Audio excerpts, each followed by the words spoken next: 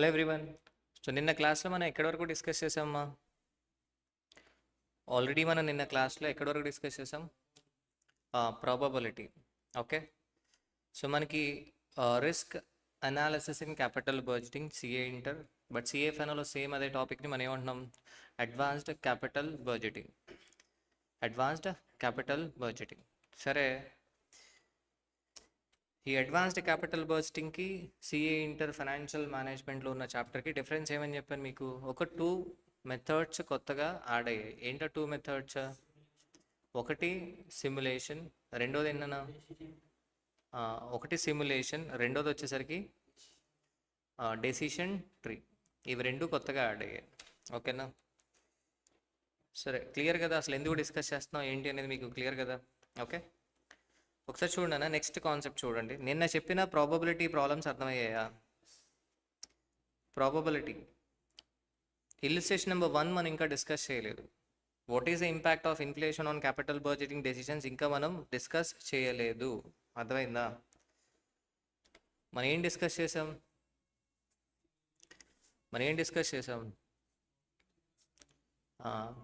So మనం ఏం discuss చేసామంటే ప్రాబబిలిటీ రిలేటెడ్ ఇల్లుస్ట్రేషన్స్ మాత్రమే డిస్కస్ చేసాం. సో ఇల్లుస్ట్రేషన్ నెంబర్ 1 కంప్లీట్ అయింది, 2 కంప్లీట్ అయింది. ఇల్లుస్ట్రేషన్ నెంబర్ 3 అండ్ 4 కంప్లీట్ చేసామా లేదా? 4 కూడా కంప్లీట్ చేసాం. మేబీ నిన్న క్లాస్లో 4 ఫాస్ట్గా చెప్పినట్టున్నాను, ఒకసారి మళ్ళీ చూద్దాం. Year 1, year 2, year 3 cash flow ఇచ్చాడు, ప్రాబబిలిటీ ఇచ్చాడు. క్యాష్ ఫ్లో అండ్ ప్రాబబిలిటీ ఇచ్చి calculate the expected net present value of the project using 10% discount rate if the initial investment of the project is rupees 10,000. తెలుసు కదమ్మా మీకు net present value ఎలా వస్తుంది? Sum of a discounted cash inflow minus sum of a discounted cash outflow. చూడండి, చాలా simple. NPV calculate చేద్దాం. ఇదేంటమ్మా? Single period. ముందు చేసిన ఇల్లుస్ట్రేషన్ సింగిల్ పీరియడ్. ఇదేంటమ్మా?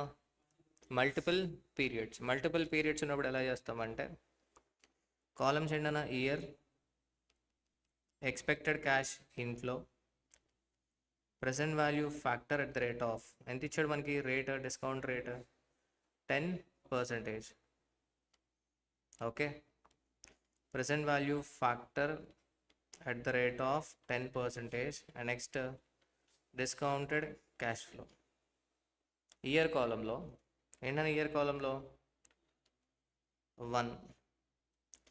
ఇయర్ 1 ని క్యాష్ ఇన్ఫ్లో ఎంత రావచ్చు? 2,000 రావచ్చు, 4,000 రావచ్చు, 6,000 రావచ్చు, 8,000 రావచ్చు. అంటే క్యాలిక్యులేషన్ ఏం చేయాలి మనం? 2,000 ఇంటూ 0.1 ప్లస్ 4,000 ఇంటూ 0.2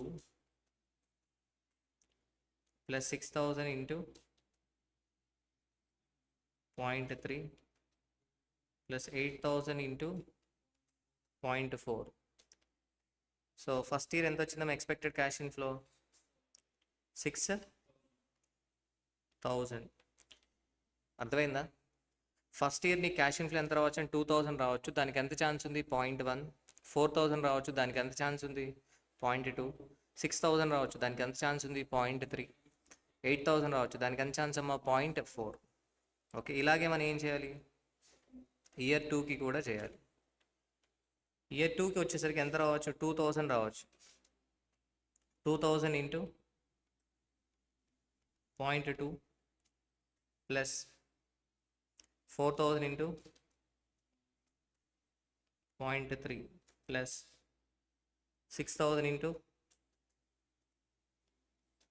0.4 ప్లస్ 8,000 రావచ్చు. 8,000 ఇంటూ 0.1 4,800. అర్థమైందా? థర్డ్ ఇయర్ ఎంత రావచ్చు? థర్డ్ ఇయర్ 2,000 రావచ్చు. 2,000 into 0.3 plus 2,000 into 0.3 plus 4,000 into 0.4, 4,000 into 0.4 plus 6,000 into 0.2 plus 8,000 into 0.1. 4200. అర్థమవుతుందా ఏం చేస్తున్నామో? ఇలా మల్టిపుల్ పీరియడ్స్కి ప్రాబబిలిటీ ఇచ్చినప్పుడు ఎలా చేయాలో అర్థమైంది మీకు? అర్థమైంది మీకు ఎలా చేయాలో? Expected cash inflow find out చేసి ఇప్పుడు ప్రెసెంట్ వాల్యూకి తీసుకొని రావాలి. సో ప్రెసెంట్ వాల్యూ ఫ్యాక్టర్ ఎంత? 0.909. తెలుసు కదా ఏం చేయాలో? ప్రెసెంట్ వాల్యూ ఫ్యాక్టర్ రావాలంటే డిస్కౌంటింగ్ చేయాలి, అంటే డివైడెడ్ బై చేయాలి. 1 divide by 1.1, 0.909, 0.826, 0.751. So discounted cash flow first కేసులో ఎంత అవుతుంది చూడండి, 5454. నెక్స్ట్ 3964, 3965. నెక్స్ట్ 3154. టోటల్ ఎంతమ్మా? 5454 ప్లస్ 3965 ప్లస్ 3154, 12573. ఏంటి 12573? Sum of discounted cash inflow. ఈ sum of discounted cash inflow నుంచి ఏం మైనస్ చేయాలి? Sum of discounted cash outflow ఎంతమ్మా? 10,000. నెట్ ప్రెసెంట్ వాల్యూ ఎంతమ్మా? 2573. పాజిటివా నెగిటివా? పాజిటివ్. 2573 పాజిటివ్ నెగిటివ్ అమ్మా? పాజిటివ్. క్లియరా? అర్థమైందా? ఇక్కడ అదే కదమ్మా చేసింది. బట్ ఇక్కడ ఏంటంటే ఎక్స్పెక్టెడ్ క్యాష్ ఇన్ఫ్లో అనేది సపరేట్గా క్యాలిక్యులేట్ చేసి expected cash inflow and later on ఏం చేశారమ్మా? ఎన్పివి క్యాలిక్యులేట్ చేశారు. క్లియరా? అర్థమైందా? Okay, is it clear? Next concept చూడన్నా, వేరియన్స్. నెక్స్ట్ కాన్సెప్ట్ ఏంటి? వేరియన్స్. వేరియన్స్ కాన్సెప్ట్ మీకు ఇక్కడ ఇచ్చిన ఇల్లుస్ట్రేషన్తో ఎక్స్ప్లెయిన్ చేస్తున్నాను. వేరియన్స్ కానీ అలాగే స్టాండర్డ్ డీవియేషన్ కానీ ఇక్కడ ఇచ్చిన ఇల్లుస్ట్రేషన్ నెంబర్ 5తో డిస్కస్ చేద్దాం. అండ్ ఈ variance or standard deviation and coefficient of variation, ఈ కాన్సెప్ట్స్ అన్నీ కూడా మళ్ళీ రిపీట్ అవుతాయి. ఏ చాప్టర్ అంటే పోర్ట్ఫోలియో మేనేజ్మెంట్ చాప్టర్లో. ఏ చాప్టర్లో? Portfolio management. ఓకే, అసలు మనం ఈ చాప్టర్ ఏమనుకున్నామమ్మా? మెయిన్ అసలు ఈ చాప్టర్ ఏంటి? ఓకే, అడ్వాన్స్డ్ క్యాపిటల్ బడ్జెటింగ్లో we are considering risk. While taking a capital budgeting decision we are considering a risk. For example A and B 2 projects ఉన్నాయి. ఎగ్జాంపుల్కి ఐఆర్ఆర్ 12% అండ్ 12%. బట్ రిస్క్ అనేది ఇక్కడ హై ఉంది, ఇక్కడ లో ఉంది. ఏది యాక్సెప్ట్ చేస్తావు? ఏనా బీనా? బి. బికాజ్ ఏ అయినా బి అయినా internal rate of return same, but risk అనేది తక్కువ. సో మనకి అన్సర్టనిటీ తక్కువ ఉండాలా ఎక్కువ ఉండాలా? తక్కువ ఉండాలి. We select a project which is having a lower risk. అంతేనా కదా? అయితే రిస్క్ అంటే ఏం చెప్పాను మీకు? రిస్క్ అంటే మీకేం చెప్పాను? రిస్క్ అన్నా అన్సర్టనిటీ అన్న ఆల్మోస్ట్ సేమ్. రిస్క్ అంటే possibility of deviation from the estimated return. Possibility of deviation of actual returns from estimated returns. మనం ఎస్టిమేట్ చేసుకుంటాం కదా, దాని నుంచి యాక్చువల్ రిటర్న్స్ డీవియేట్ అయ్యే ఛాన్స్ ఉంది. ఆ డీవియేషనే మనం ఏమంటాం? రిస్క్ అంటాం. అర్థమైందా? ప్రాబబిలిటీస్ అసైన్ చేయగలిగితే రిస్క్ అంటున్నాం, అసైన్ చేయలేకపోతే అన్సర్టనిటీ అంటున్నాం. But we use both risk and uncertainty interchangeably. చెప్పాం కదా మనకి. ఇప్పుడు ఒకసారి ఈ ఎగ్జాంపుల్కి మనం ఏం క్యాలిక్యులేట్ చేద్దాం? Variance, standard deviation, coefficient of variation calculate చేశాక అప్పుడు ఆ కాన్సెప్ట్ ఏంటో మీకు ఎక్స్ప్లెయిన్ చేస్తాను. Okay, risk can be measured using variance, standard deviation or coefficient of a variation. Risk measure చేయడానికి ఈ మెథడ్స్ యూజ్ చేస్తాం. ఏంటో methods? Variance, standard deviation, coefficient of a variation. సరే ఒకసారి చూడండి అన్న. Same illustration number, okay illustration number 3 అనుకుంటా. Illustration number 3నే మళ్ళీ రిపీట్ అయింది. సో సేమ్ ఇల్లుస్ట్రేషన్ నెంబర్ 3కి we're calculating variance, standard deviation and coefficient of variation. Okay, ఒకసారి చూడండి అన్న. ఫస్ట్ హెడింగ్ తీసుకుందాం. calculation of standard deviation. Calculation of standard deviation. దానిలో ఫస్ట్ ప్రాజెక్ట్ ఏ, దీన్ని ఎలా డినోట్ చేస్తాం? Sigma A. స్టాండర్డ్ డీవియేషన్ ఎలా డినోట్ చేస్తామా? Sigma A. అర్థం ప్రాజెక్ట్ ఏ కాబట్టి సిగ్మా ఏ అన్నాం, ప్రాజెక్ట్ బి అయితే సిగ్మా బి. క్లియరా? So calculation of a standard deviation. First ఒకసారి చూడండి, కాలమ్స్ ఏం తీసుకుంటారంటే ఎక్స్. ఇక్కడ ఎక్స్ అంటే పాసిబుల్ క్యాష్ ఫ్లోస్ అమ్మ, possible cash flows. Probability P అంటే probability. Next column P into X. Next column X bar ఏంటమ్మా? X bar. ఆ next column X minus X bar. Last column P into X minus X bar తీసుకోండి ప్రస్తుతానికి. P into X minus X bar. Concept explain చేయడానికి నేను P into X minus X bar అని తీసుకున్నా, but actually not. Okay, ఇప్పుడు ఒకసారి మీరు చెప్పండి అన్న, ఎంత రావచ్చు మనకి క్యాష్ ఫ్లో? 8,000 రావచ్చు, 10,000 రావచ్చు, 12,000 రావచ్చు, 14,000 రావచ్చు, 16,000 రావచ్చు. అదే తీసుకుందాం ఇక్కడ. ఎంతమ్మా? 8,000, 10,000, 12,000, 14,000, 16,000. ఈ కాన్సెప్ట్ మళ్ళీ పోర్ట్ఫోలియో మేనేజ్మెంట్లో రిపీట్ అవుతుంది. I will explain very slowly. 8,000, 10,000, 12,000, 14,000, 16,000. అంతేనా? ప్రాబబిలిటీ ఎంత చూడండి, ప్రాబబిలిటీ ఎంత అవుద్ది? 0.1 ఇచ్చేసాడు క్వశ్చన్లో. 0.1, 0.2, 0.4, 0.2, 0.1. నోట్ చేసుకున్నారా? 0.1, 0.2, 0.4, 0.2, 0.1. ఒకసారి చెప్పండి. 0.1, 0.2, 0.4, 0.2, 0.1.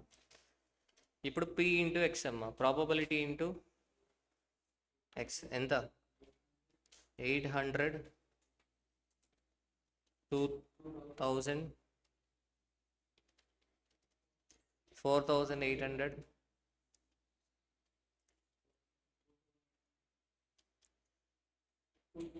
2,800, 1,600. ఈ టోటల్ని మనం ఏమంటాం అంటే ఎక్స్ బార్ అంటాం. యావరేజే కదా ఇది, మనం వెయిటెడ్ యావరేజ్ చేసాం. ఎక్స్పెక్టెడ్ క్యాష్ ఇన్ఫ్లో ఏదైతే ఉందో, ఎక్స్పెక్టెడ్ క్యాష్ ఇన్ఫ్లోని మనం ఎక్స్ బార్తో డినోట్ చేస్తాం. So X bar is equal ఎంతమ్మా? 12,000. Expected cash inflow X bar is equal to 12,000. మీకు చెప్పిన ఏ క్వశ్చన్ ప్రాక్టీస్ చేయాలి, ఏ క్వశ్చన్ లైట్ తీసుకోవాలని నేను ఎండింగ్లో ఇస్తాను, చాప్టర్ అయిపోయిన తర్వాత, లేదా ఓవరాల్ సిలబస్ అయిన తర్వాత ఇస్తాను. ఎక్స్ బార్ ఎంతమ్మా? 12,000. ఏంటమ్మా ఇది? 12,000 మనం ఏమంటున్నాం? Expected cash inflow estimated. నువ్వు 12,000 ఎస్టిమేట్ చేస్తే 12,000 పక్కాగా వస్తుందా అంటే 8,000 రావచ్చు, 10,000 రావచ్చు, 12,000 రావచ్చు, 14,000 రావచ్చు, 16,000 రావచ్చు. రిస్క్ అంటే possibility of deviation from the mean. Mean అంటాం, యావరేజ్. ఎస్టిమేటెడ్ రిటర్న్ అన్న, మీన్ అన్న, యావరేజ్ అన్న ఒకటే. నువ్వు ఎక్స్పెక్ట్ చేసేది ఏంటి? యావరేజ్ ఎక్స్పెక్ట్ చేస్తావు. నువ్వు 12,000 ఎక్స్పెక్ట్ చేస్తావు, మరి 12,000 పక్కాగా వస్తుంది అంటే 12,000 రావచ్చు, రాకపోవచ్చు. దాన్నే మనం అన్సర్టనిటీ అంటాం, దాన్నే మనం రిస్క్ అంటాం, దాన్నే అంటాం రిస్క్. హాయ్ అమ్మా, అర్థమైందా? సో ఇక్కడ చూడండి, నేను ఇక్కడ ఏం రాస్తున్నా? ఎక్స్ బార్ ఎంతమ్మా? 12,000. ఇక్కడ ఏదో ఫార్ములా రాస్తాం, బట్ ఆ ఫార్ములాకి లాజిక్ కూడా ఇక్కడే అర్థం చేసుకోండి. Normally we expect an average cash inflow. Average cash inflow అంటే ఎంత ఎక్స్పెక్ట్ చేస్తాం? 12,000 ఎక్స్పెక్ట్ చేస్తాం. ఇప్పుడు ఒకసారి చెప్పండి అమ్మ మీరే, నేనేం చెప్తున్నా? రిస్క్ అంటే మీనింగ్ ఏం చెప్తున్నా? రిస్క్ అంటే possibility of deviation from the mean. ఇక్కడ నేను రాసింది కూడా అదే కదమ్మా. ఎక్స్ మైనస్ ఎక్స్ బార్ అంటే ఏంటి? Possibility of deviation, difference from the mean. X bar నుంచి ఎంత డీవియేట్ అవ్వడానికి ఛాన్స్ ఉంది? ఎక్స్ బార్ అంటే 12,000. 12,000 నువ్వు ఎక్స్పెక్ట్ చేస్తే ఎంత రావచ్చు? ఫస్ట్ కేసులో 4,000 రూపీస్ రావచ్చు, అంతేనా? ఎంత రావచ్చమ్మా? 4,000 రూపీస్ ఏంటి? నెగటివ్ రావచ్చు. Yes or no? -4,000 నెగిటివ్ రావచ్చు, లేదా -2,000. నువ్వు 12,000 ఎక్స్పెక్ట్ చేస్తే 10,000 రావచ్చు. దట్ మీన్స్ అక్కడ పాసిబిలిటీ ఆఫ్ డీవియేషన్ ఎంత? 2,000 నెగిటివ్. నువ్వు అనుకున్న దానికన్నా 2,000 తక్కువ రావచ్చు. థర్డ్ కేసులో పాసిబిలిటీ ఆఫ్ డీవియేషన్ ఎంతమ్మా? 0. మే 24 కమ్మా క్లాసెస్, ఏప్రిల్ 10th అలా కంప్లీట్ అవుతాయమ్మా. డైలీ 3 hours క్లాసెస్ ఉంటాయి, ఏప్రిల్ 10th కంప్లీట్ అవుతాయి. నెక్స్ట్ ఏంటమ్మా? Deviation, possibility deviation 2,000 positive. Next ఏంటమ్మా? 4,000 పాజిటివ్. ఈ ఎక్స్ మైనస్ ఎక్స్ బార్ని మనం ఏమంటాం? Possibility of deviation from the mean. అయితే ఇప్పుడు ఇది ఏంటి? మొత్తం 5 పాసిబుల్ ఈవెంట్స్ ఉన్నాయి. 5 పాసిబుల్ ఈవెంట్స్. నీకు 4,000 రావచ్చు డీవియేషన్, 2,000 రావచ్చు, 0 రావచ్చు, 2,000 రావచ్చు, 4,000 రావచ్చు. మీరే చెప్పండి, -4,000 డీవియేషన్ రావడానికి ఎంత పర్సెంటేజ్ ఛాన్స్ ఉంది? 0.1. -4,000 డీవియేషన్ రావడానికి ఎంత పర్సెంటేజ్ ఛాన్స్ ఉంది? 0.1. అంతేనా? మరి యావరేజ్ చేయాలి కదా మనకి. నాకు రిస్క్ ఎంత అంటే నేను యావరేజ్ చేయాలో వద్దా? యావరేజ్ చేయాలి అంటే -4,000 ఇంటూ ఏం చేయాలమ్మా? 0.1. ఎంత అవుద్ది? -400, -800, 0. సారీ, ఎంతమ్మా? అంతేనా? 400. 400 తర్వాత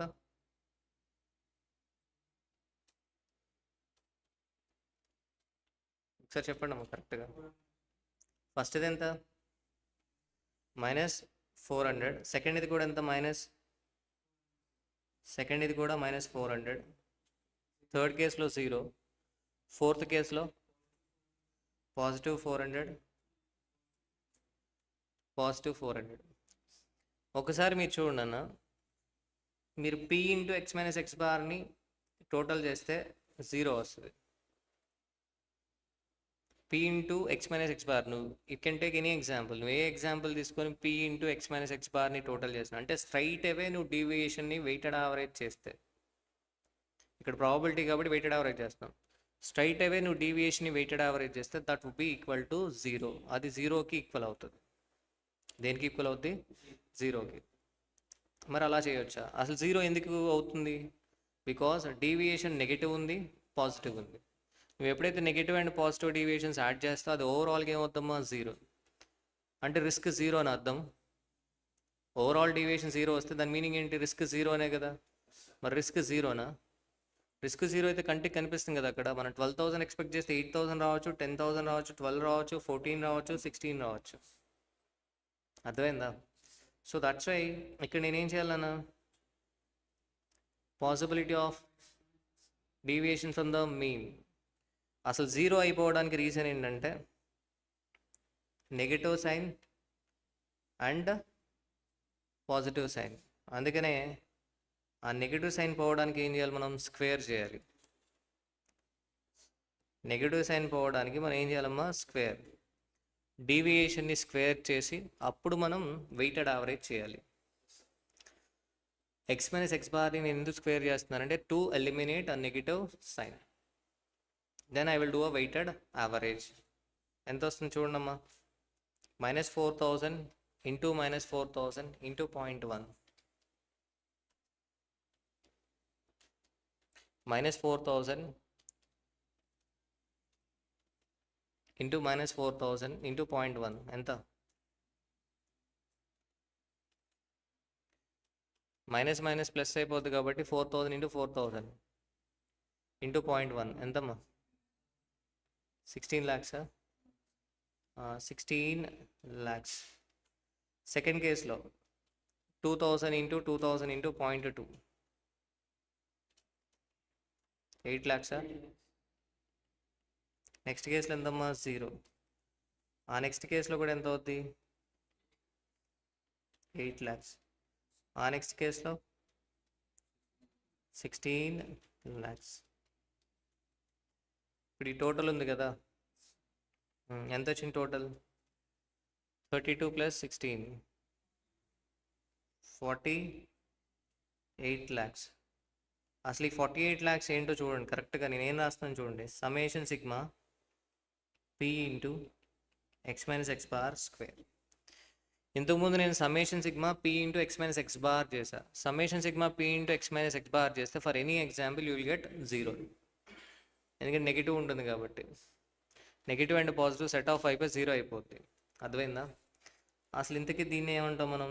దీన్నే మనం వేరియన్స్ అంటాం. సిగ్మా ఏ స్క్వేర్, సిగ్మా ఏ స్క్వేర్. సో దీన్ని బట్టి ఏమనుకోవాలమ్మ ఇక్కడ? Variance sigma A square is equal to summation sigma p into x minus X bar square is equal to 48 lakh rupees. అర్థమైందా? ఇది వేరియన్స్ అమ్మ.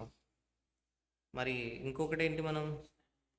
Standard deviation. Standard deviation is nothing but square root of a variance.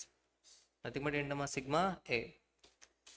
Standard deviation is nothing but sigma A. అది ఎలా వస్తుంది? Square root of summation sigma p into x minus X bar square. అంటే square root of 48 lakhs. ఎంత square root of 48 lakhs? కొంతమంది students ఏం చేస్తారంటే ల్యాక్స్ పక్క పెట్టేస్తారు. 48 lakhs కదా, ల్యాక్స్ అని వర్డ్స్లో రాసి 48ని రూట్ చేసి అప్పుడు ల్యాక్స్తో మల్టిప్లై చేస్తారు. అంటే నువ్వు అక్కడ ఏంటి ఓన్లీ 48ని రూట్ చేస్తావు, 1 lakhని చేయలేదు కదా. అది చూసుకోవాలి, మిస్టేక్ అవుతుంది. క్లరికల్ మిస్టేక్ చేస్తారు చాలామంది స్టూడెంట్స్. కాన్సెప్చువల్ మిస్టేక్ కాదు, క్లరికల్ మిస్టేక్. నేను అర్థమైందా మీకు చెప్పింది? 48 lakhs అయితే దాన్ని ఏం చేస్తారమ్మా వీళ్ళు? ల్యాక్స్ పక్క పెట్టేస్తారు, 48ని రూట్ చేస్తారు. ఎంత వచ్చింది 48ని రూట్ చేస్తే? 6.9 lakhs అని రాస్తారు. కరెక్టేనా? అది రాంగ్. ఏం చేయాలి మరి? 48 ఓవరాల్ టోటల్ అమౌంట్ని రూట్ చేయాలి. ఎంత వచ్చింది? 2190.89 rupees. ఇది standard deviation. Possibility of a deviation ఎంత అంటే 2190.89. సో ఈ స్టాండర్డ్ డీవియేషన్ ఏ ప్రాజెక్ట్కి తక్కువ ఉంటే we select that project. Standard deviation 0 వస్తుంది ఎప్పుడు? ఫర్ ఎగ్జాంపుల్ ఫస్ట్ కేసులో నీకు 12,000 వచ్చి, సెకండ్ కేసులో 12,000. నువ్వు ఎలా చూసుకున్నా 12,000 వస్తే అప్పుడు ఎక్స్ బార్ 12,000 వస్తుంది. ఎక్స్ మైనస్ ఎక్స్ బార్ కూడా అన్ని కేసెస్లో ఏమవుతుంది? 0 వస్తుంది. అంటే if we certainly know what is our cash inflow, then standard deviation is equal to 0. Large standard deviation indicates higher risk. Lower standard deviation indicates lower risk. అయితే ఇక్కడ ఇంకొకటి కూడా ఇచ్చాడు మనకి పాయింట్. స్టాటిస్టికల్ టెక్నిక్స్లో కంప్లీట్ అయిపోతున్నాం మనకి ఈరోజే. ప్రాబబిలిటీ చెప్పేసాం ఆల్రెడీ, వేరియన్స్ అయిపోయింది, స్టాండర్డ్ డీవియేషన్ అయిపోయింది. ఇంకోటి ఏంటమ్మా? Coefficient of a variation. అది చూడండి, coefficient of a variation. Coefficient of వేరియేషన్కి వచ్చేసరికి డినోషన్ ఏం లేదు. కోఎఫిషియంట్ ఆఫ్ వేరియేషన్ ఎలా రాస్తాం మనం? దానికి standard deviation divide by X bar. ఈ 3 మళ్ళీ రిపీట్ అవుతాయి పోర్ట్ఫోలియో మేనేజ్మెంట్ చాప్టర్లో. Very very important topic portfolio management. Standard deviation divide by X bar. Standard deviation divided by X bar ఎంత అవుతుందమ్మా? 2190.89 డివైడెడ్ బై 12,000 ఎంత? ఇది 0.1825. ఈ 0.1825 మీనింగ్ ఏంటో అర్థం చేసుకోండి. ఇది నథింగ్ బట్ ఒక ratio. Coefficient of variation is a ratio. ఇది జనరల్గా ఎప్పుడు యూజ్ చేస్తామంటే సైజ్ డిస్పారిటీ ఉన్నప్పుడు, ప్రాజెక్ట్ సైజ్ డిస్పారిటీ ఉన్నప్పుడు coefficient of a variation calculate చేస్తాం. అసలు ఈ కోఎఫిషియంట్ ఆఫ్ వేరియేషన్ ఏంటి? ఈ 0.1825 మీనింగ్ ఏంటంటే మనం 1 రూపీ క్యాష్ ఇన్ఫ్లో ఎక్స్పెక్ట్ చేస్తే there is a possibility of deviation of 0.1825. 1 rupee నువ్వు ఎక్స్పెక్ట్ చేస్తే cash inflow there is a possibility of 0.1825. ఈ కోఎఫిషియంట్ ఆఫ్ వేరియేషన్ అన్న కాన్సెప్ట్ ఎందుకు వచ్చింది అంటే, రెండు సిమిలర్ కైండ్ ఆఫ్ ప్రాజెక్ట్ అనుకోండి, సేమ్ అంటే ఫర్ ఎగ్జాంపుల్ చిన్న ప్రాజెక్ట్ తీసుకుంటే తక్కువ వస్తుంది స్టాండర్డ్ డీవియేషన్, అంతేనే కదా. అదే పెద్ద ప్రాజెక్ట్ తీసుకుంటే ఏమవుద్ది, స్టాండర్డ్ డీవియేషన్ ఎక్కువ వస్తుంది. మరి నువ్వు స్టాండర్డ్ డీవియేషన్ కంపేర్ చేస్తే you will select a small project which is having lower standard deviation, అవునా కదా. అలా సైజ్ డిస్పారిటీ ఉన్నప్పుడు నువ్వు స్టాండర్డ్ డీవియేషన్ ఆర్ వేరియన్స్ని కంపేర్ చేయకుండా you have to compare coefficient of a variation. అంటే per 1 rupee per 1 unit of expected cash inflow what is the possibility of a deviation calculate చేయాలి instead of totality. అర్థమవుతుందా? Instead of comparing in totality we have to compare per unit. ఈ 0.1825 meaning అర్థమైందా? 1% return expect చేస్తే దానికి ఏంటమ్మా possibility of deviation 0.1825. Clear? మీకు ఇవి అర్థమయ్యా? తెలియకుండా మనం ఒక 3 ఫార్ములాస్ నేర్చేసుకున్నాం ఇక్కడ. అయితే ఇక్కడ ఫార్ములా కన్నా కూడా మెయిన్ ఇంపార్టెంట్ టేబుల్. కాలమ్స్ ఏం తీసుకున్నాం, ఎక్స్ పి. ఎక్సే తీసుకోవాలంటే మీరు ఏ అని కూడా తీసుకోవచ్చు, ప్రాజెక్ట్ ఏ కాబట్టి A P, P into A bar, A minus A bar, P into A minus A bar square. క్లియరా? నెక్స్ట్ వన్ అన్న ప్రాజెక్ట్ బి. ప్రాజెక్ట్ బి చేయాలి కదా, సేమ్ ఇలాగే ఏం చేయాలి, ప్రాజెక్ట్ బికి కూడా చేయాలి.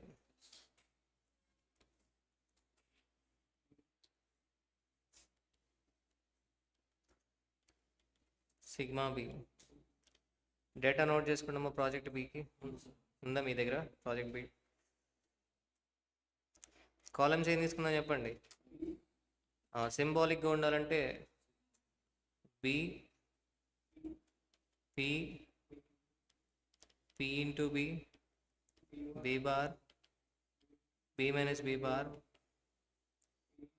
పి ఇంటూ క్లరికల్ మిస్టేక్స్ చేసే ఛాన్స్ ఉంది చూసుకోండి, B into B minus B bar square. ఒకసారి చెప్పండి అమ్మా, బి ఎంత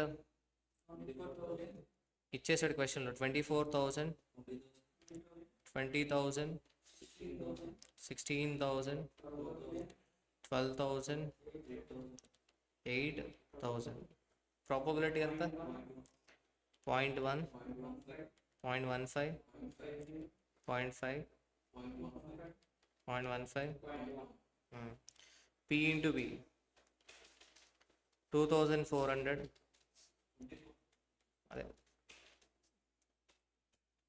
24,000 into 0.1, 2,400, 3,000, 8,000. నెక్స్ట్ ఎంతమ్మా, 1,800. తర్వాత 800. ఎక్సలెంట్ అమ్మా. టోటల్ ఎంత,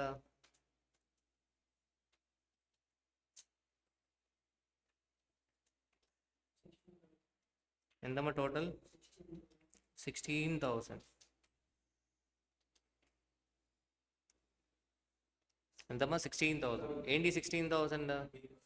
expected cash inflow, nothing but X bar, sorry B bar, very sorry అమ్మా, బి బార్. బి బార్ ఎంత, 16,000. B bar 16,000. ఇప్పుడు ఏం చేయాలి, ఇక్కడ కాలమ్స్లో ఏం తీసుకుందామా, B minus B bar. B bar ఎంత అవుద్ది, 16,000.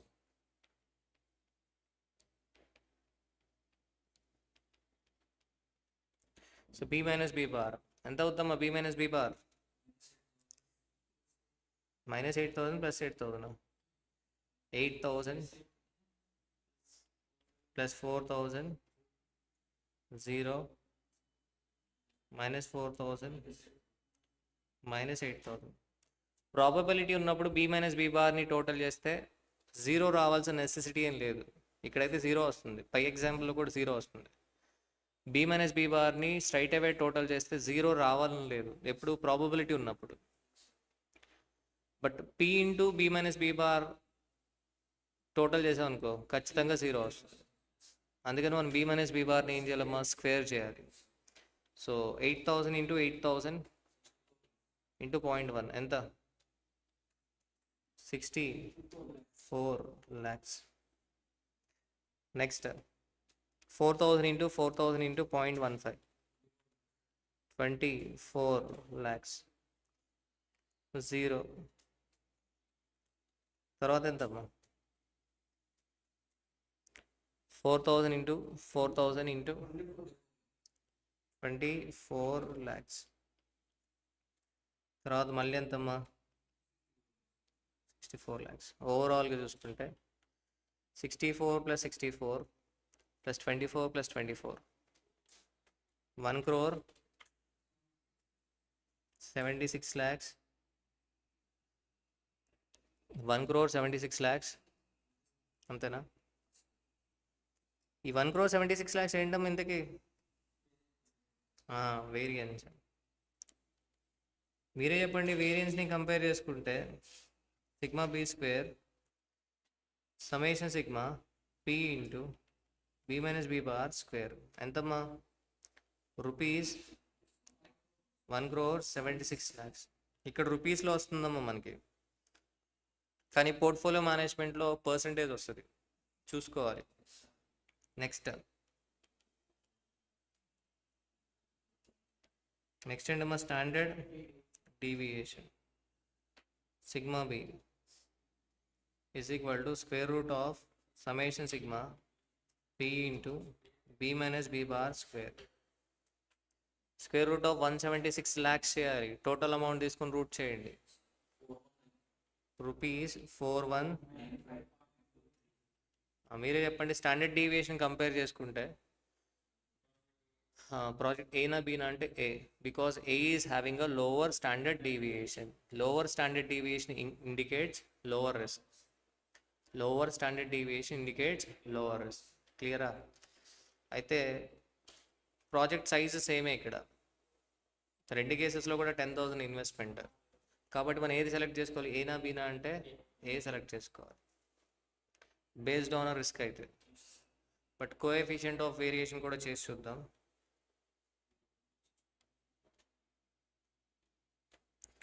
ఎలా వస్తుందమ్మా, 4195.23 divided by 16,000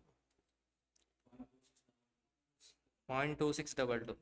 ఈ 0.2622 మీనింగ్ ఏంటమ్మా, 1 రూపీ ఎక్స్పెక్ట్ చేస్తే there is a possibility of deviation of 0.2622. Bharat Reddy, wow, 4195, excellent అమ్మా. కోఎఫిషియంట్ ఆఫ్ వేరియేషన్ 0.2622, దాని మీనింగ్ ఏంటంటే మనం 1 రూపీ ఎక్స్పెక్ట్ చేస్తే there is a possibility of deviation of 0.2622. క్లియరా? కాన్సెప్చువల్గా అర్థమైంది ఇది. కాన్సెప్చువల్గా అర్థమైతే మనం ముందుకు వెళ్ళొచ్చు. 2190.90. క్లియర్ అమ్మా?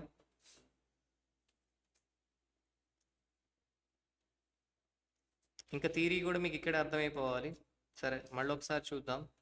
మీకు నేను ఇచ్చింది కాన్సెప్ట్ బుక్. కాన్సెప్ట్ బుక్లో ఇక్కడున్న థియరీనే సమ్మరైజ్ చేసి ఇచ్చాను, ఒకసారి చూడండి. వేరియన్స్ అంటే ఏంటమ్మా అసలు ఇక్కడ?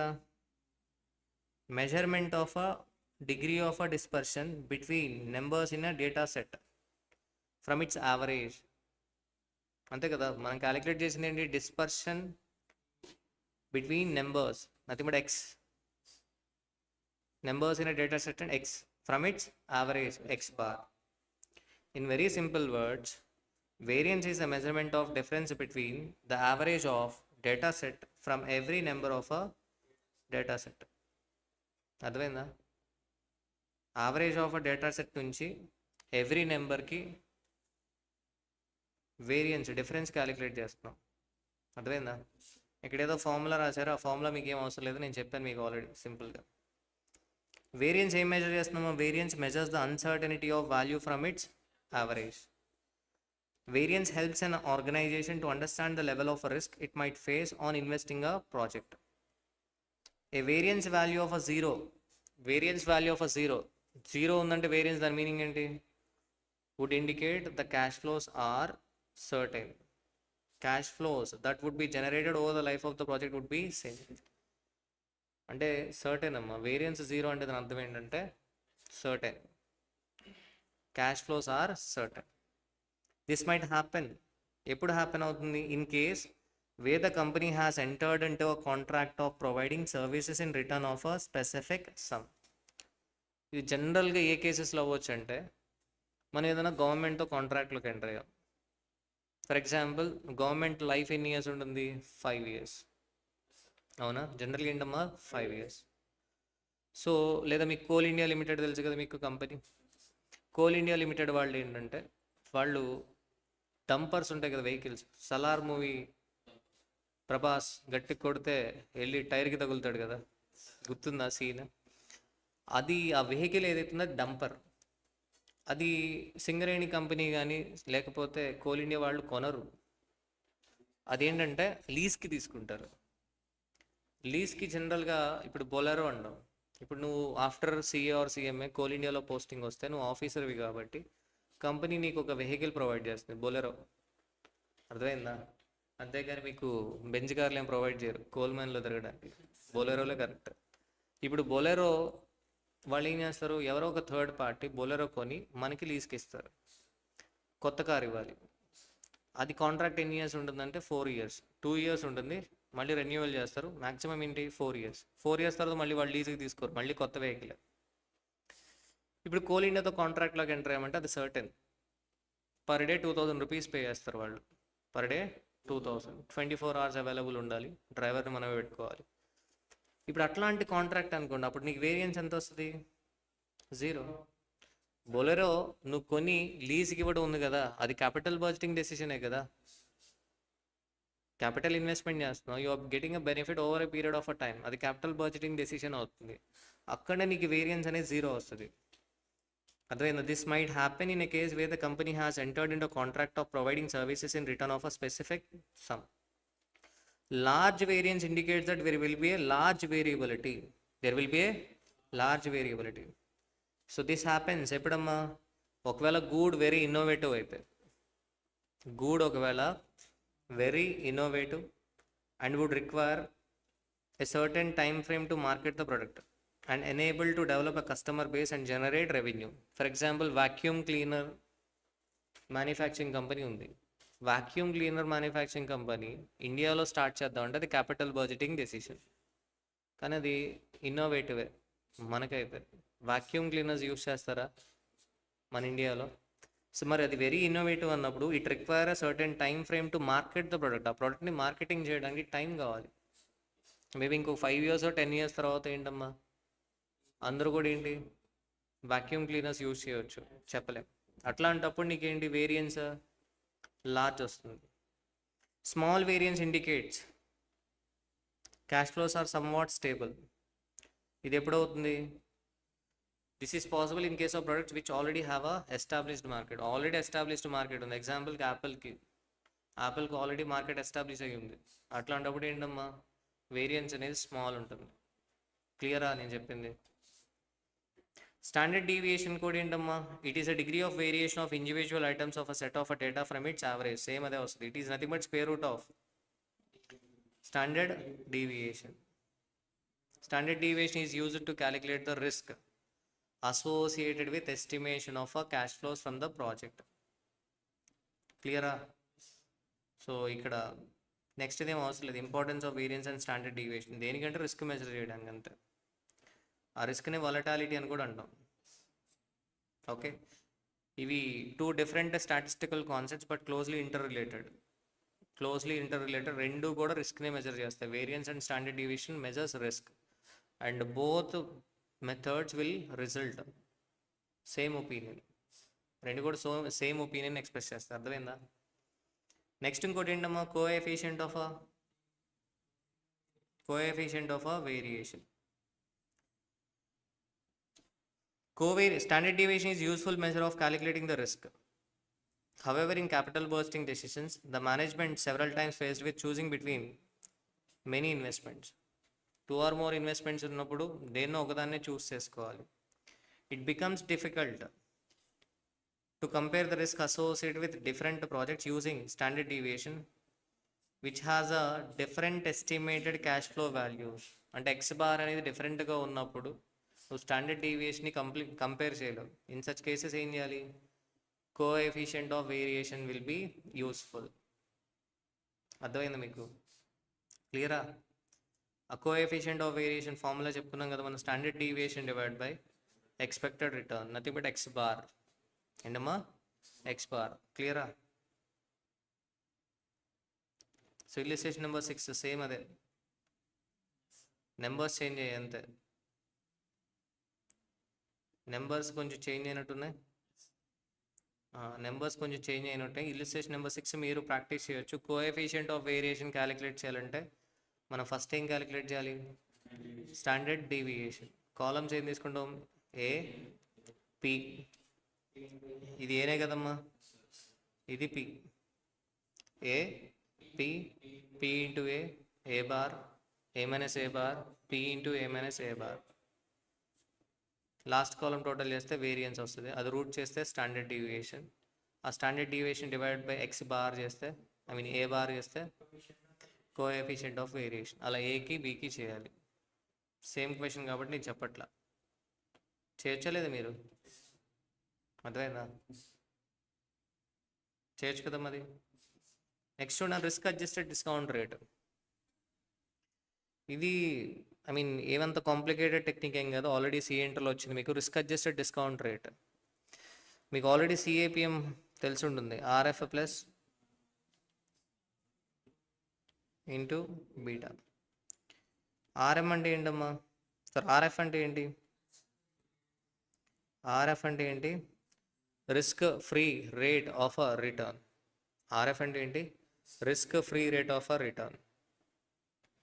అంటే ఎగ్జాంపుల్కి 8% ఉందనుకోండి, ఆర్ఎఫ్ 8% అంటే దాని మీనింగ్ ఏంటి? అసలు ఏ రిస్క్ లేకుండా మనకు వచ్చే రిటర్న్ ఎంత అంటే 8%, అసలు ఏ రిస్క్ లేకుండా. మరి అట్లాంటిది నువ్వు క్యాపిటల్ బర్స్టింగ్ డెసిషన్ తీసుకుంటున్నావు అంటే నువ్వు రిస్క్ తీసుకుంటున్నావా లేదా? మరి రిస్క్ తీసుకుంటున్నప్పుడు యూ ఎక్స్పెక్ట్ సమ్ ప్రీమియం. ఇదే లాజిక్ మనం సిఏపిఎంకి చెప్పుంటాం కాస్ట్ ఆఫ్ అ క్యాపిటల్ చాప్టర్లో. So RM minus RF into బీటాని ఏమన్నాం? సెక్యూరిటీ రిస్క్ ప్రీమియం అన్నాం. Security risk premium. ఇక్కడ కూడా అలాగే ప్రాజెక్ట్ నువ్వు స్టార్ట్ చేస్తున్నావు అంటే that means your taking a risk. That's why నీకు వచ్చే క్యాష్ ఇన్ఫ్లోస్ని డిస్కౌంట్ చేయడానికి నువ్వు రిస్క్ ఫ్రీ రేట్ తీసుకోకూడదు. అంటే నీకు required rate of a return is equal to ఆ రిస్క్ ఫ్రీ రేట్ ఆర్ఎఫ్ కాదు, దానికి ఏం చేయాలి? నువ్వు రిస్క్ ప్రీమియం యాడ్ చేయాలి. మన ఇంట్రొడక్షన్ క్లాస్లో చెప్పుకున్నావు, రిస్క్ ఇంక్రీజ్ అయితే రిక్వైర్డ్ రిటర్న్ కూడా ఇంక్రీజ్ అవుతుంది. సో నీకు ఏ రిస్క్ లేకుండా 8% వస్తున్నప్పుడు నువ్వు ప్రాజెక్ట్ టేకప్ చేస్తే రిస్క్ ఇంక్రీజ్ అవుతుంటే నువ్వు ఏం చేస్తావు? రిస్క్ ప్రీమియం ఎక్స్పెక్ట్ చేస్తావు. Risk premium increases with increase in risk. Risk premium increase with increase in risk. So నువ్వేం చేయాలమ్మా? క్యాష్ ఇన్ఫ్లోస్ని డిస్కౌంట్ చేయడానికి తీసుకునే డిస్కౌంట్ రేట్లో 2 కాంపోనెంట్స్ ఉంటాయి. ఏంటా 2 components? Discount rate is equal to risk free rate plus risk premium. అంతే. ఇదేమంత complicated technique ఏం కాదు, మీకు ఆల్రెడీ తెలుసు. So risk adjusted discount rate అంటే ఏంటమ్మా? Nothing but risk free rate plus risk premium. Risk free rate అంటే ఏంటి? It is the rate of a return on investment that bear no risk. Example, government securities yield return of 6% and bear no risk. ఆ 6% ఏమంటాం? Risk free rate అంటాం. Risk premium అంటే ఏంటి? It is the rate of a return over and above the risk free rate expected by the investor as a reward of bearing extra risk. For high risk projects the risk premium will be high, and for low risk projects risk premium will be lower. అర్థమైందా? Illustration number 7 చూడనా, చాలా simple method, చాలా simple.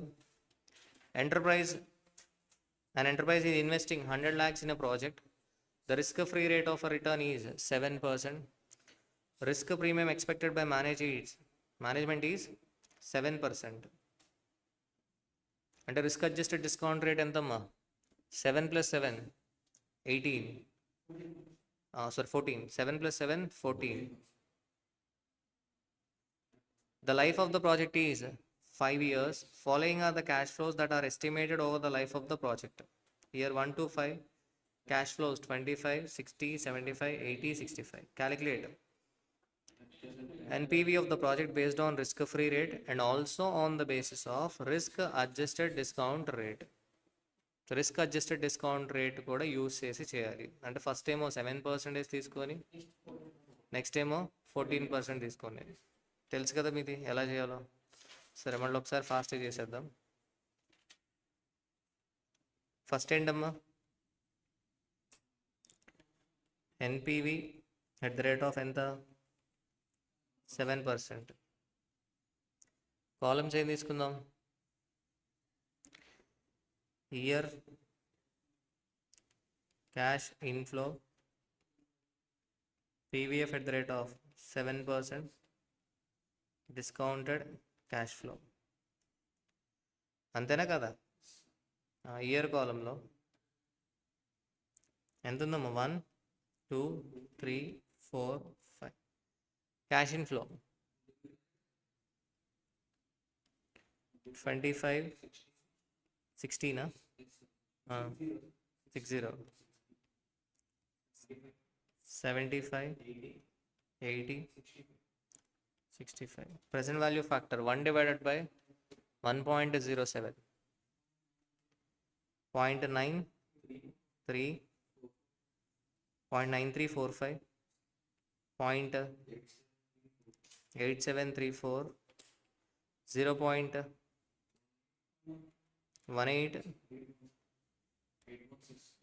0.8162, 0.728, 7129. Discounted cash flow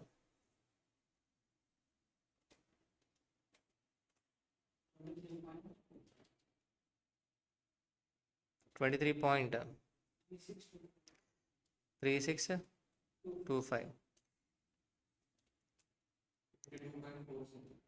52.40.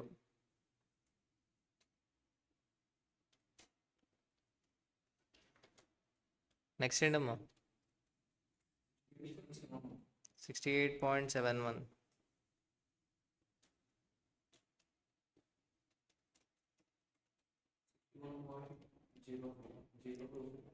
61.024, 46.344. Total చేస్తే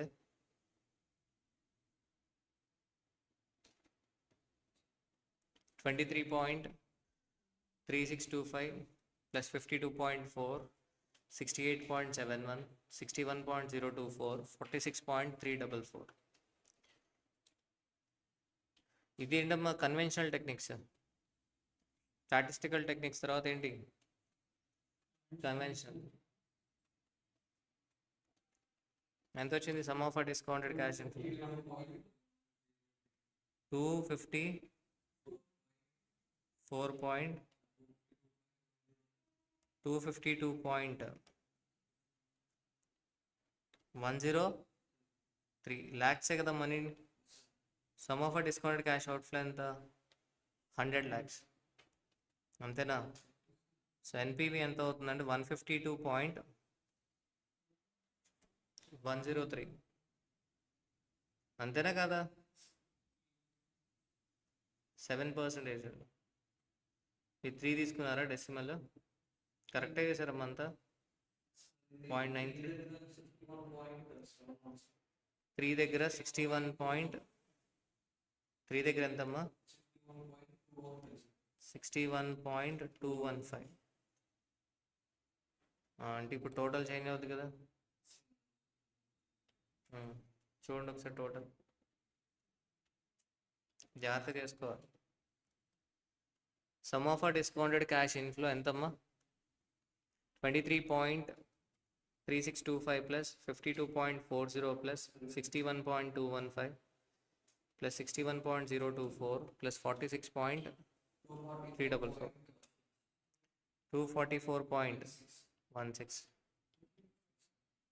అంటే 144.16 అంతేనా? 34 వచ్చిందా? Okay.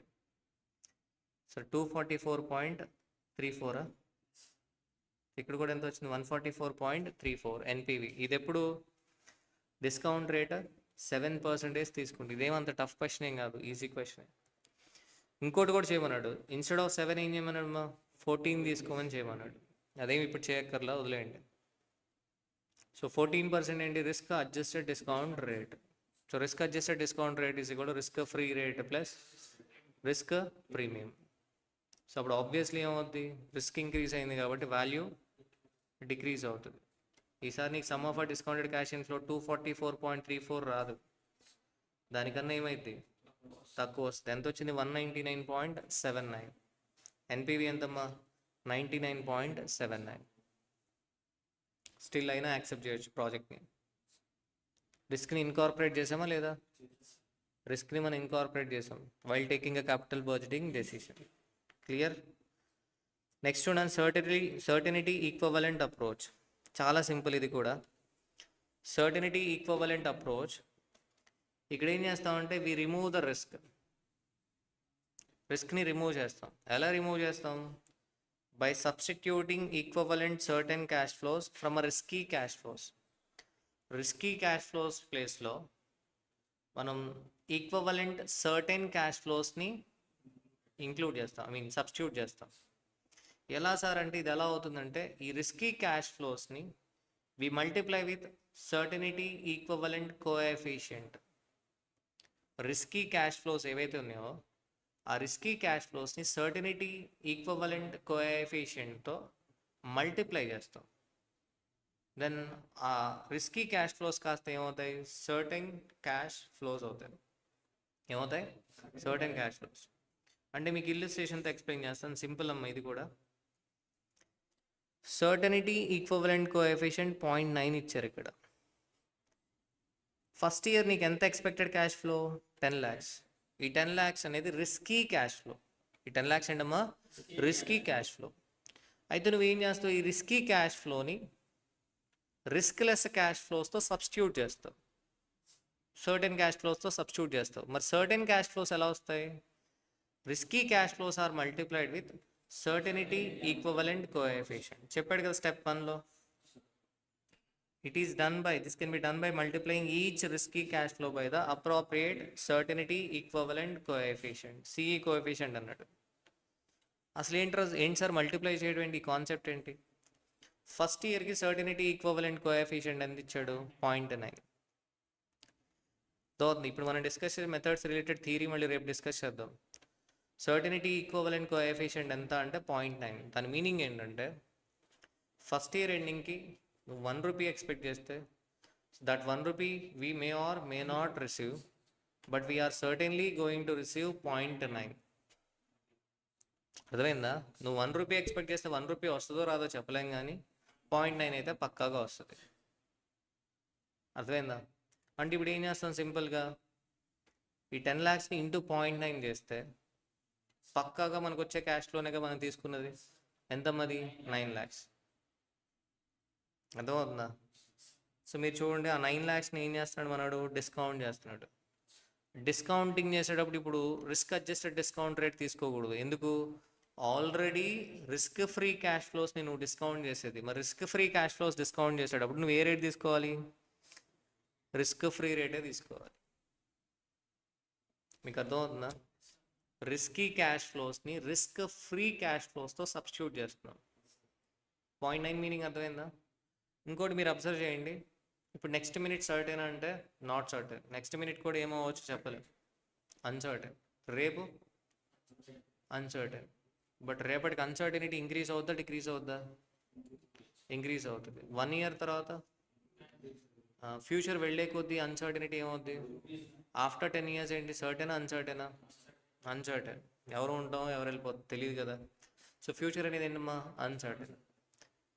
అంటే future వెళ్ళే కొద్దీ సర్టనిటీ తగ్గి అన్సర్టనిటీ పెరుగుతుంది, అంతేనా? మీరు అబ్జర్వ్ చేస్తే కనుక ఇక్కడ కూడా చూడండి, సెకండ్ ఇయర్కి వచ్చేసరికి సర్టనిటీ ఈక్వలెంట్ కోఎఫిషియంట్ ఎంత ఇచ్చాడు? 0.85. అంటే దాని అర్థం ఏంటమ్మా? అన్సర్టనిటీ పెరిగింది. నువ్వు 1 రూపీ ఎక్స్పెక్ట్ చేస్తే రావచ్చు, రాకపోవచ్చు, బట్ 0.85 అయితే వస్తుంది. 0.85 సర్టెన్, 0.15 అన్సర్టెన్. ఫస్ట్ ఇయర్ ఎండింగ్కి 0.9 సర్టెన్, 0.1 అన్సర్టెన్. థర్డ్ ఇయర్కి వచ్చేసరికి చూసారా, 0.82 సర్టెన్ అయింది, 0.18 అన్సర్టెన్. అంటే నువ్వు వెళ్ళే కొద్దీ సర్టెనిటీ ఈక్వలెంట్ కోఎఫిషియంట్ ఏమవుతుంది? రెడ్యూస్ అవుతూ వెళ్తుంది. ఈ మెథడ్లో ఒక అడ్వాంటేజ్ ఏంటంటే, ఈ మెథడ్ పాజిటివ్ ఏంటంటే, రిస్క్ అడ్జస్టెడ్ డిస్కౌంట్ రేట్లు we are considering, okay, risk same for all the years, అన్ని ఇయర్స్కి రిస్క్ సేమ్ కన్సిడర్ చేస్తున్నాం. కానీ ఇక్కడ అలా కాదే, ఫస్ట్ ఇయర్కి ఒకలాగా, సెకండ్ ఇయర్కి ఒకలాగా, థర్డ్ ఇయర్కి ఒకలాగా, ఫోర్త్ ఇయర్కి వచ్చేసరికి ఎంతమ్మా? 0.78. సో ఇది మల్టిప్లై చేస్తే మనకు వచ్చేది ఏంటన్నా? ఇవి మల్టిప్లై చేస్తే మనకు వచ్చేది ఏంటంటే సర్టెన్ క్యాష్ ఫ్లోస్, అవి రిస్క్ ఫ్రీ రేట్ తీసుకొని డిస్కౌంట్ చేసి దానిలోంచి అవుట్ఫ్లో మైనస్ చేస్తే 5,34,570 వచ్చింది. ఇదే మెథడ్ అమ్మా, certainty equivalent approach method, certainty equivalent coefficient method అంటాం. Simple method. ఓకే, నెక్స్ట్ మనకు వచ్చేసరికి ఏమున్నాయమ్మా? అదర్ టెక్నిక్స్ ఉన్నాయి. అదర్ టెక్నిక్స్లో సెన్సిటివిటీ అనాలిసిస్ ఉంది, సినారియో అనాలిసిస్ ఉంది, ఇంకోటి సిమ్యులేషన్ అనాలిసిస్ ఉంది, డెసిషన్ ట్రీ అనాలిసిస్ ఉంది. మొత్తం ఎన్ని ఉన్నాయి? ఇంకా 4 టెక్నిక్స్ ఉన్నాయి. ఈ 4 టెక్నిక్స్ డిస్కస్ చేసి, ఇన్ఫ్లేషన్ ఇల్లుస్ట్రేషన్ డిస్కస్ చేసి, నెక్స్ట్ రిప్లేస్మెంట్ సైకిల్ మెథడ్ ఉంది. Replacement cycle method nothing but మీకు ఈక్వేటెడ్ యాన్యువల్ కాస్ట్ అని చెప్పా, ఆ కాన్సెప్ట్ అక్కడ యూస్ అవుతుంది. అవి మనం డిస్కస్ చేస్తే ఇక్కడికి కాన్సెప్ట్స్ కంప్లీట్ అవుతాయి. వన్స్ ఈ ఇల్లుస్ట్రేషన్స్ కంప్లీట్ చేసిన తర్వాత then we move on to practical problems. Back side ఉన్న ప్రాక్టికల్ ప్రాబ్లమ్స్ చేస్తాం. ఆ ప్రాక్టికల్ ప్రాబ్లమ్స్ కొంచెం ఇల్లుస్ట్రేషన్స్ కన్నా కొంచెం అడ్వాన్స్డ్ ఉంటాయి. అండ్ ప్రాక్టికల్ ప్రాబ్లమ్స్లో కూడా మనకి ఎక్కువగా ఉన్న క్వశ్చన్స్ అంటే ఈక్వేటెడ్ యాన్యువల్ కాస్ట్ పైన ఎక్కువ ప్రాబ్లమ్స్ ఉన్నాయి. అర్థమైందా? సో నెక్స్ట్ క్లాస్లో మనం కంటిన్యూ చేద్దాం. అండ్ ఈ మెథడ్స్ గురించి థియరీ మళ్ళీ రేపు ఒకసారి డిస్కస్ చేసి, ఈ మెథడ్స్ ఇల్లుస్ట్రేషన్స్ కంప్లీట్ అయిన తర్వాత then we shall start with practical problems. Okay, clear? Okay మా, థ్యాంక్ యూ ఆల్.